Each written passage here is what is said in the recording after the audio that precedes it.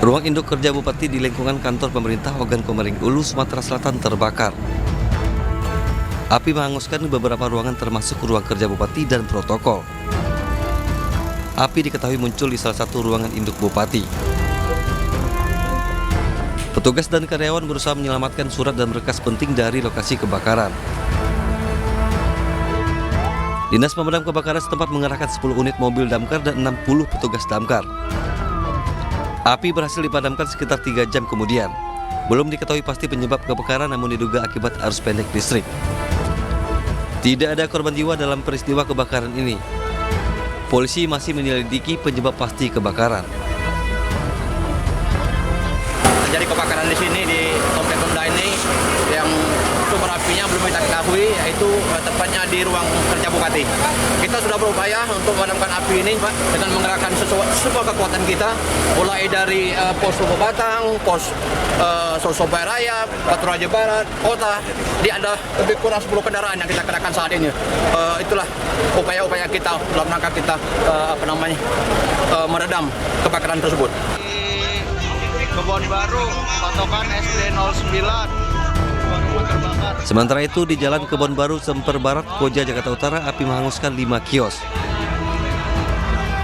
Banyaknya material bangunan yang mudah terbakar membuat api merambat ke 5 rumah warga yang berada di sebelahnya. Petugas penanggulangan kebakaran dan penyelamatan atau Gulkarmat terus berjibaku memadamkan api. Api padam 1 jam kemudian. Diduga kebakaran dipicu oleh kebocoran pada regulator tabung gas di salah satu kios. Tidak ada korban jiwa dan polisi masih menyelidiki penyebab pasti kebakaran dengan memintai keterangan sejumlah saksi. Dari Ogan Komering Ulu, Sumatera Selatan dan Jakarta, Widori Agustino, Sofian Firdaus, Ainus melaporkan. Pemirsa, Satreskrim Polresta Barelang kembali menggerebek tambang pasir ilegal di kawasan Nongsa, Batam. Ya, total 5 orang ditangkap, termasuk pemilik lahan tambang ilegal.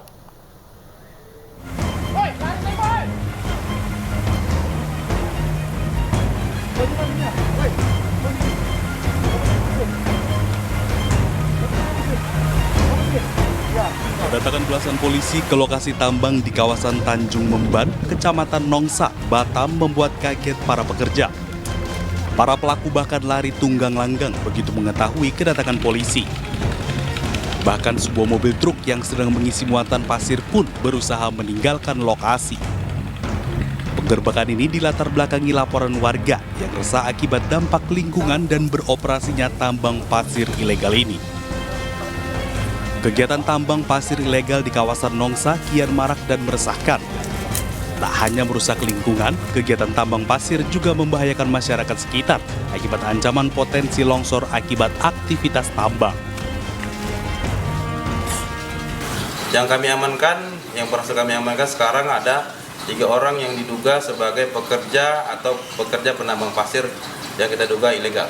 Untuk pemilik atau pelaku usahanya kita akan lakukan penyelidikan lebih lanjut untuk menentukan siapa yang akan bertanggung jawab atas kejadian tersebut. Barang bukti yang kita amankan, Pak? Sementara barang bukti yang kita amankan 1 unit mesin sedot pasir. Dari hasil pemeriksaan awal, polisi kembali menangkap 2 orang pelaku lain yang diantaranya diduga sebagai pemilik tambang pasir ilegal. Diketahui hasil dari tambang dijual kepada developer perumahan dan toko bangunan untuk mendapatkan keuntungan.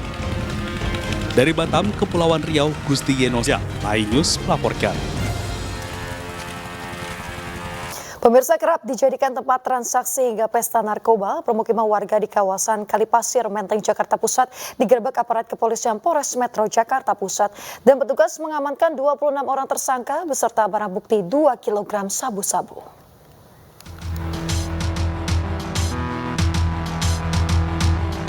Permukiman warga di kawasan Kalipasir, Menteng, Jakarta Pusat digerebek aparat Satuan Reserse Narkoba Polres Metro Jakarta Pusat. Satu persatu rumah warga yang dicurigai kerap dijadikan tempat transaksi hingga pesta narkoba digeledah petugas. Hasilnya 26 orang dengan 4 diantaranya wanita berhasil diamankan. Penggerebekan dilakukan setelah petugas mendapatkan informasi terkait adanya peredaran gelap narkoba dari toko masyarakat sekitar. Mirisnya, para pengedar biasa menargetkan penjualan barang haram tersebut pada anak-anak, remaja, dan pelajar. Dalam penggerebekan yang dilakukan selama beberapa hari itu, total barang bukti yang berhasil diamankan sebanyak 2 kg sabu-sabu. Kawasan Kalipasir Menteng ini seringkali menjadi ajang transaksi bagi para pengedar, pengecer, hingga para pengguna, dan yang cukup menyedihkan adalah menyasar para anak-anak dan remaja kita. Akibat perbuatannya, para pelaku terancam pidana 20 tahun penjara atau seumur hidup. Dari Jakarta, Rani Sanjaya, Ainus melaporkan. Pemirsa, sejumlah penghuni rumah dinas PT KAI Daob 8 Surabaya, Jawa Timur diusir paksa oleh petugas gabungan dari pihak PT KAI Daob 8 Surabaya. Penertiban yang berlangsung ricuh tersebut terjadi karena wilayah tersebut dijadikan usaha kos-kosan. Gimana ini teman-teman? Belum ada yang muncul. Kita kalah pasukan. Sejumlah petugas dari PT KAI Daob 8 Surabaya menertibkan sekaligus mengosongkan rumah dinas di kawasan Jalan Gerbong, Kecamatan Tambak Sari, Surabaya. Dalam rekaman video amatir ini, petugas KAI yang dikawal dengan belasan orang menerobos dan memaksa masuk ke dalam rumah berpenghuni serta sejumlah kos. Tidak hanya harta benda, massa juga mengeluarkan paksa penghuni rumah. Penghuni rumah mencoba untuk mempertahankan tempat tinggalnya, namun banyaknya petugas gabungan yang datang membuat penghuni rumah tidak dapat melakukan perlawanan.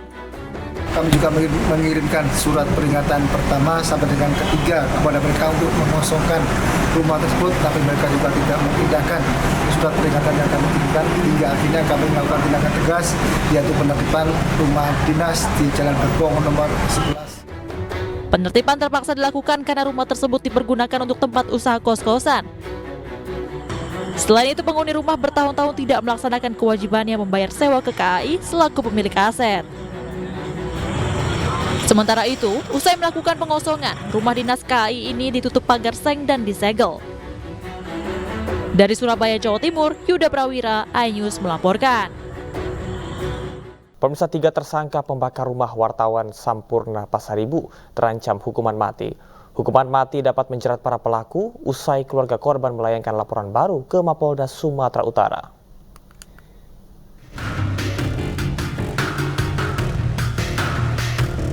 Keluarga besar Sampurna Pasaribu, wartawan Tri Brata TV yang tewas dibakar, melaporkan 3 tersangka dengan pasal hukuman mati. Laporan ini dilayangkan ke Mapolda Sumatera Utara oleh keluarga 2 orang adik Sampurna Pasaribu. Keluarga berharap tersangka mendapat hukuman yang setimpal, sementara seluruh pelaku yang terlibat bisa diungkap secara transparan. Yaitu kesamaan di hadapan hukum itu benar-benar diterapkan dalam kasus ini, begitu. Jadi kita akan terus mengawal ini sampai ke proses persidangan nanti. Makanya yang sudah tertangkap saat sekarang ini sebaiknya segera mengaku siapa kemudian yang menjadi otak pelaku dan lain-lainnya terhadap kasus ini. Sementara itu, dari hasil penyelidikan polisi, 2 eksekutor Rudi Apri Sembiring dan Yunus Syaputra menerima upah sebesar Rp1 juta dari otak pelaku bebas kinti. Besaran upah setelah dilakukan pekerjaan oleh 2 eksekutor, ini masing-masing mereka mendapat Rp1 juta dari B. Hingga kini polisi masih mendalami motif peristiwa dan dugaan keterlibatan oknum aparat dalam kasus ini. Sementara itu, pemirsa, polisi menangkap dan juga menahan 2 penganiaya wartawan saat sidang putusan mantan Menteri Pertanian Syahrul Yassin Limpo.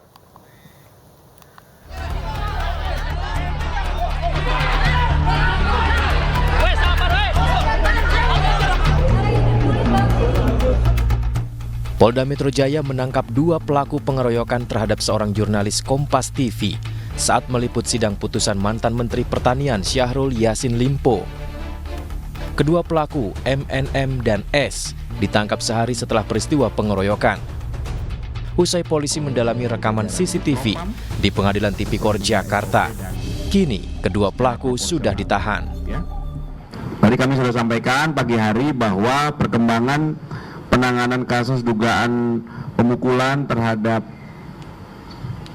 rekan kita yang berprofesi sebagai jurnalis, saudara B, itu sudah dilakukan penahanan terhadap 2 tersangka, ya, sudah kami jelaskan tadi pagi. Perannya masing-masing memukul dan satu lagi memukul serta merusak kamera. Sudah dilakukan penahanan.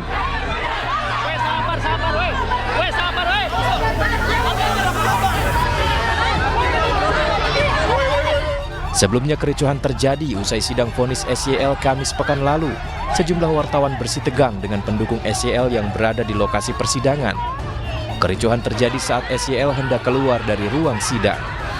Para wartawan yang tengah bekerja merekam gambar dan mewawancarai SYL didorong oleh massa pendukung SYL hingga terjatuh. Kemudian dugaan penganiayaan terhadap seorang jurnalis pun terjadi. Selain itu, peralatan peliputan rusak. Pemirsa, banjir di Kota Gorontalo mulai berangsur surut. Sejumlah pedagang di pusat perdagangan Kota Gorontalo mulai membersihkan kios mereka. Meski banjir berangsur surut, para pedagang mengaku akibat banjir mereka mengalami kerugian hingga jutaan rupiah. Menurut pedagang, banjir yang melanda pusat perdagangan ini merupakan yang terparah dari tahun-tahun sebelumnya. Dan banjir juga membuat akses jalan lumpuh total. Sementara itu, untuk berjualan kembali, para pedagang harus mengeringkan bahan dagangannya dan memilah yang rusak sehingga hal ini mempengaruhi harga jual barang mereka.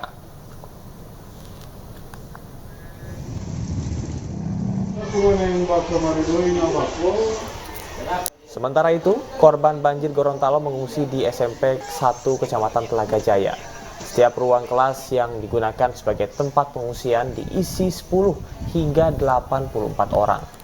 Aktivitas warga di lokasi pengungsian seperti mempersiapkan makanan dari bantuan bahan dan peralatan yang disediakan oleh pemerintah setempat.